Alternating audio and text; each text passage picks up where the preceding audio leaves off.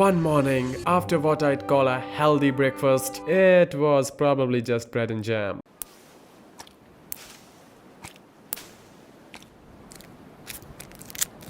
I was getting ready for school when my brother casually dropped the best news of the day. I am gonna grab a DVD from my friend after school. Now that one line, it basically made my entire afternoon. At school, I couldn't think straight. I was buzzing with excitement. What game is it gonna be? Like, will it have guns, swords, explosions? Back in 2012, I was obsessed with action-packed games. Prince of Persia, Assassin's Creed 2, GTA, Gears of War, Resident Evil, Halo, IGI. Now, if it had cool characters and stuff blowing up, it had my attention. But what was waiting for me at home? That was about to change everything for me. Now, as soon as I got back, I saw my friend's bicycle parked near the colony gate. My heart started pounding. He is home. This is it. I rushed in and found my brother and his friend still in their school uniforms, messing around on the PC.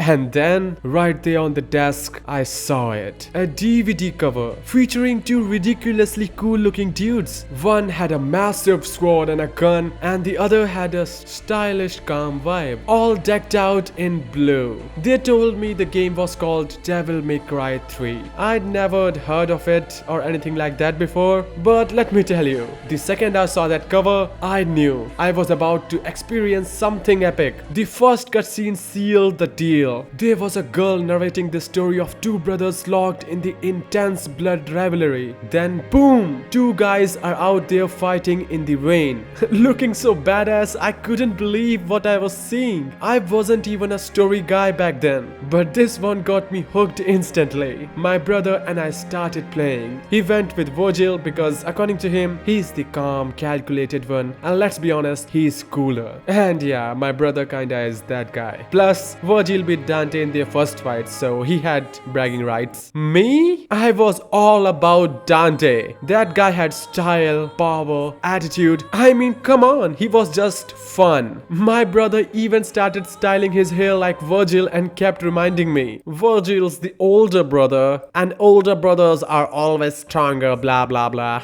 And yeah, I believed him for a while though. But over the years, I learned something. It's not that one is stronger than the other, it's that they're equals. They're opposites who balance each other perfectly. Dante is all about humanity and heart, while Virgil is all about power and control. Their fighting styles, their personalities, they're literally designed to counter each other. They're like gaming's ultimate yin and yang. And most importantly, Dante is the older brother. So, if you're stuck around this far, congratulations. You have survived my nostalgia trip. I know I ramble, but hey, I had to weed out the ones who can't handle a little backstory. For the real ones still here, let's get into it. This is the greatest blood rivalry in gaming history, Dante versus Virgil. So without wasting any further ado, let's break it all down. To really get why Dante and Virgil keep clashing, we've got to rewind and understand where it all started. Even though they have fought countless times, as Dante himself mentioned in DMC 5. How many times have we fought? Hard to say. It's the only memory I have of us since we were kids. There's still that underlying respect between them as brothers. If I had to sum their rivalry in one simple line, when Dante fights, it's to protect the one he loves. When Virgil fights, it's to escape the vulnerability of loving altogether. Two brothers, two completely different paths. One inevitable clash. But let's break it down a bit more. Before Dante and Virgil ever picked up their swords, their destiny was already set in motion by their father, Sparta, the legendary demon who betrayed his own kind to save humanity. He sealed away his power, married a human woman Eva, and had twin sons. But being the kids of a demon and a human? Yeah, that's a lot of baggage to carry. Here's the thing. When you've got a mix of two opposing traits in your blood, one side is bound to take over. Like in my own family personally, I'm more like my mom, hyper, short-tempered and emotional. But my brother, he's calm, cool and logical, just like our dad. It's the same with Dante and Virgil. Dante's humanity dominates his personality. He sides with humans, mostly because of his mother. He doesn't see weaknesses in humanity. He sees strength in the vulnerability. To him, demons are the real problems, and they had no place in the human world. Virgil, he is the opposite side of the spectrum. To him, humanity is his weak spot. It's something he's always wanted to cut out. Literally, at one point from the start, Virgil has believed that only power can protect what's important. The pain of not being able to save his mother when he was a kid left a scar, and his obsession with power is his way of making sure that never happens again. In DMC5, Dante tries to explain to Virgil that their mother never abandoned him. She did go back to look for him, but Virgil doesn't see it that way. To him, Dante was the privileged one, the one who was saved, while he was left behind to suffer. There's even a scene where Virgil openly asks Dante, "What if our roles had been switched? Would you have survived like I did?" And honestly, that's a question without an answer. Would Dante have grown up like Virgil if their situations were reversed? Maybe, maybe not. But here's the core of their rivalry: humanity. One brother fights to protect it, the other fights to overcome it. Their mother's death in the demon attack and their separation as kids wasn't just a tragic event, it was the moment that defined who they become. Dante clung to human world and his mother's memory. Virgil became consumed by the idea of power, you can say, believing that it was the only way to prevent more loss and pain. That's why every time they clash, it's not just swords meeting, it's their entire belief system colliding. The tragedy that hit them as kids split their personalities right down the middle. Dante embraced both his humans and demon sides, figuring out that real strength comes from balance. And Virgil,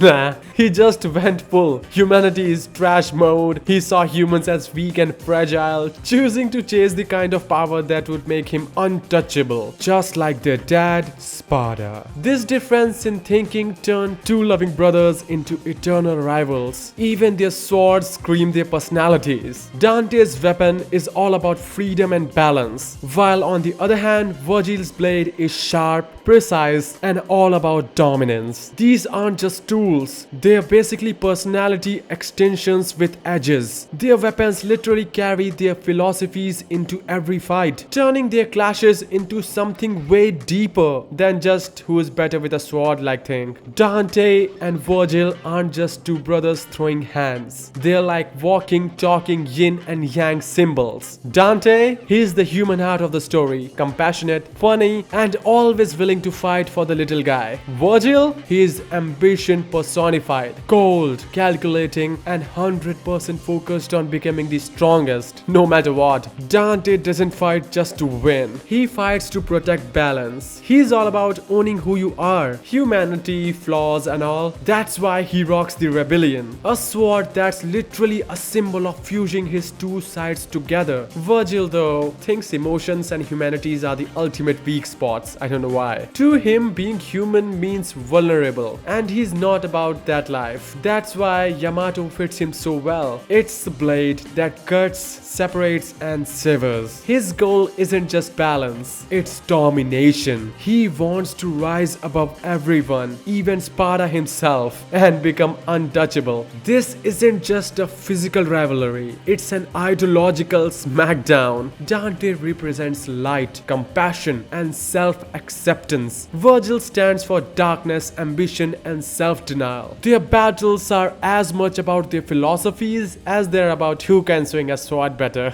But here's the kicker. Even with all the differences, they're bound by the same blood, the same pain, and the same destiny. No matter how many times they clash, they're still two sides of the same coin. That's what makes their rivalry so legendary. But for now, let's talk about what makes their fight and rivalry so damn interesting. To really get it, we need to break down their personalities, weapons, combat style, and most importantly, that one iconic battle at the top of Temen Ningru. Let's break it down.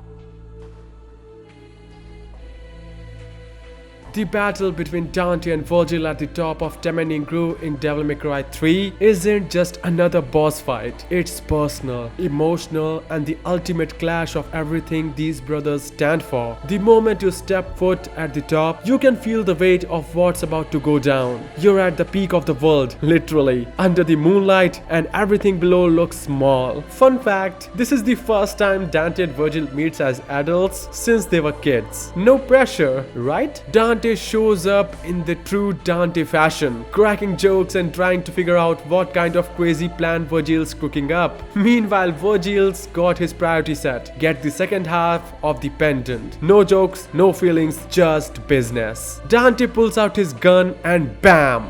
Welcome to your average heartwarming family reunion. Let's talk vibes. The atmosphere is electric. Lightning flashing, wind howling, and the tower itself pushing with demonic energy. It's like the stage was designed to amplify the stakes and give their fight the larger-than-life mystic energy. But it's not just about looking cool. This setting is symbolic. The height of the tower represents Virgil's ambition to rise above humanity and ascend to godlike power. Dante's presence? That's him literally trying to bring his brother back down to earth, down to reality. The moment they clash, it's obvious. This isn't just a sibling squabble. It's a showdown between equals. Elegance, precision, and control. He wields Yamato like a scalpel, with every moment calculated to perfection. His strikes are deliberate, each one a reflection of his philosophy. Powers through discipline and control. And then there's his signature move, Judgment Cut. The guy doesn't just swing his sword, he slices through the air, sending waves of demonic energy at Dante like it's nothing. Virgil's demeanor is ice cold throughout the fight. He doesn't flinch, doesn't falter, he's in total control, believing he's already won. On the flip side, Dante is all about style and chaos. His attacks are explosive, unpredictable, and designed to keep Virgil on his toes. Dante fights like he lives with flair, creativity, and health dose of let's see what happens if I do this. The clash of styles. Virgil's precisions versus Dante's unpredictability. This is what it makes the battle unforgettable. It's not just about who's stronger, it's about philosophies coming to life. And here's the kicker. No matter who wins, this fight defines them both. Even in the middle of an intense sword fight, Dante's out there cracking sarcastic jokes, trying to mess with Virgil's icy composure. It's like he's saying, yeah, we're trying to kill each other, but I can still have a good time. Meanwhile, you can see Dante's connection to his demonic heritage started kicking in. Like he's slowly realizing there's more to him than just flashy moves and witty comebacks. This battle? Oh, it's the fight. Both Dante and Virgil showed off some jaw-dropping abilities. Up until now, nobody had really been able to go toe-to-toe with Dante like this. But Virgil, he's not just keeping up, he's matching Dante move for move. At this point, you're thinking,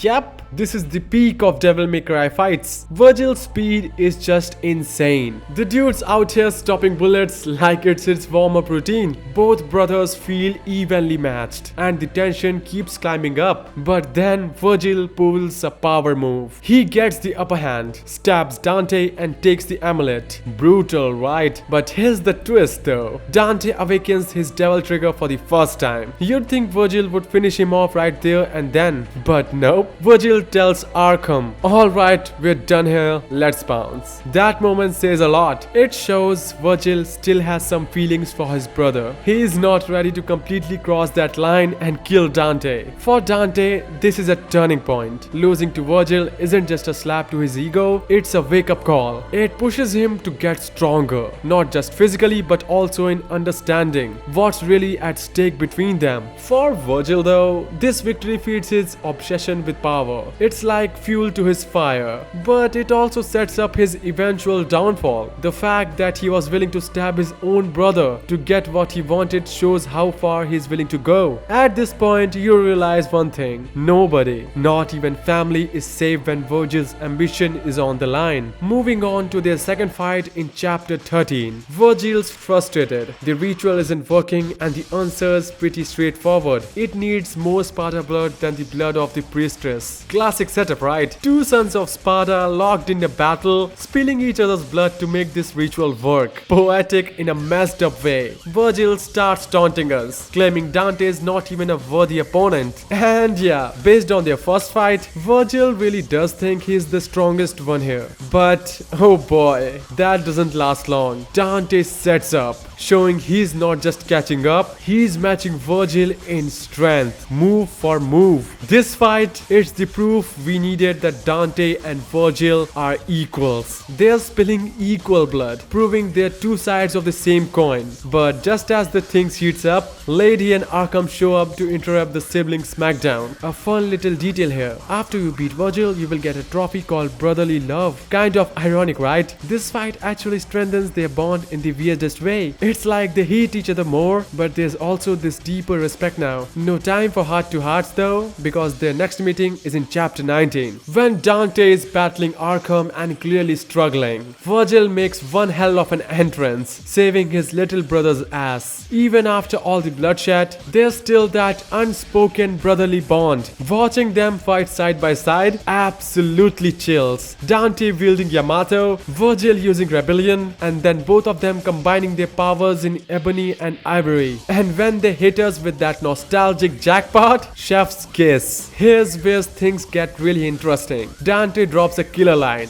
Both he and Virgil are sons of Sparta, which means they don't just share Sparta's blood, but his soul too. And that soul, it's screaming at Dante to stop Virgil. This is such a cool moment because it highlights the two sides of Sparta. The human side, which wants to protect and stop evil, and the demon side, which craves powers above all else. Virgil even says their souls are at odds, clashing just like brothers themselves. But in the end, Dante wins. Not because he's stronger than Virgil, but because Sparta's will, his protective side, shines through Dante more. Dante's determination to stop Virgil is what ultimately dominates. Then there's Virgil's next move. He throws himself into the demon realm to seek even more power. And what happens? He becomes Munder's puppet, a straight up slave to the guy. In DMC 1, Virgil as Nilo Angelo fights Dante multiple times. And yeah, Dante doesn't realize it's his brother at first, but he does notice something. Nilo Angelo, for all his madness, still has guts and honor. Dante even calls it a shame that someone like him serves Mundus. And after their final fight, Dante finds the amulet and finally understands Virgil's fate. Unfortunately though, DMC 1 wasn't really about Virgil, but his story arc is so important. It shows how Virgil's hunger for power led him down this dark, tragic path. In DMC 4, there's still really touching moment with Yamato. Dante treats it with total respect, knowing it belonged to Virgil. And by the end, he gives it to Nero, fully aware that Nero is Virgil's son. It's like Dante's way of keeping that connection alive,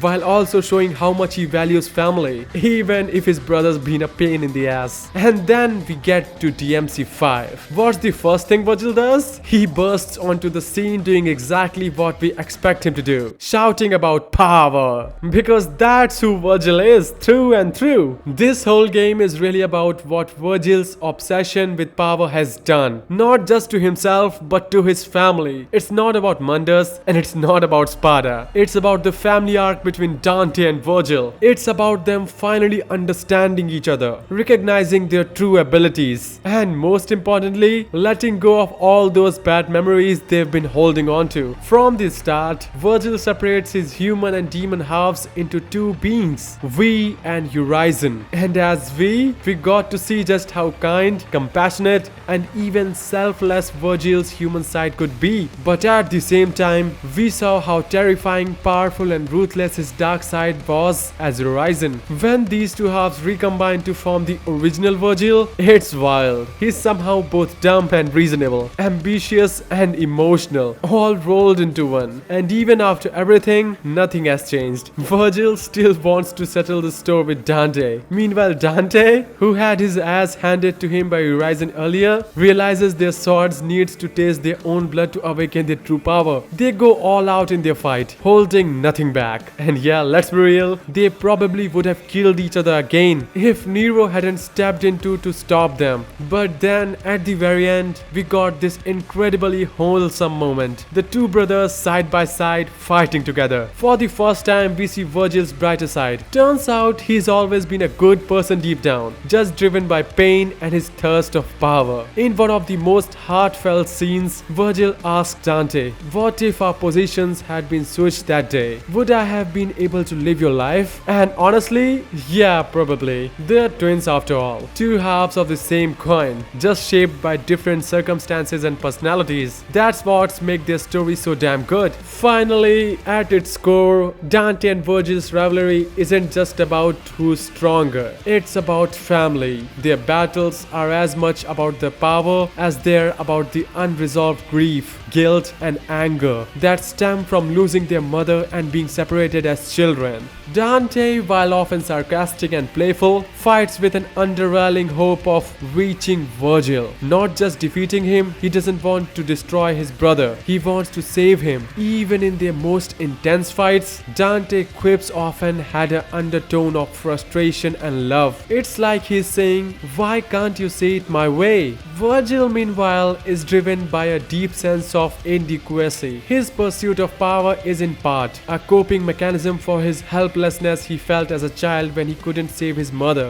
But beneath his cold exterior, there's still a glimmer of familial connection. This is evident in moments like the ending of Devil May Cry 5, where the two finally had some level of understanding, fighting side by side for the first time. Their story isn't just about who's right or wrong. It's about whether they can forgive each other and themselves for the pain they've endured. It's about whether they can see their past differences and recognize the bond they share as brothers. In every battle, Dante isn't just fighting for the human world. He's fighting for Virgil's humanity too. And Virgil, deep down, he's still searching for something he lost. A connection to his family, to his brother, and maybe even to himself. And that's the story of Dante and Virgil. A rivalry that's just as much about brotherly love as it is about swords and chaos. They have fought, bled, and almost killed each other in special occasions. But at the end of the day, they're family. Whether they're teaming up or clashing swords, one thing's for sure. The Sons of Sparta never fails to give us epic moments. Now thanks for sticking around. Let me know who is your favorite, Dante and Virgil. And also tell me what's your favorite moment of them. And hey, don't forget to hit the like button if you enjoyed the ride. Catch you in the next one.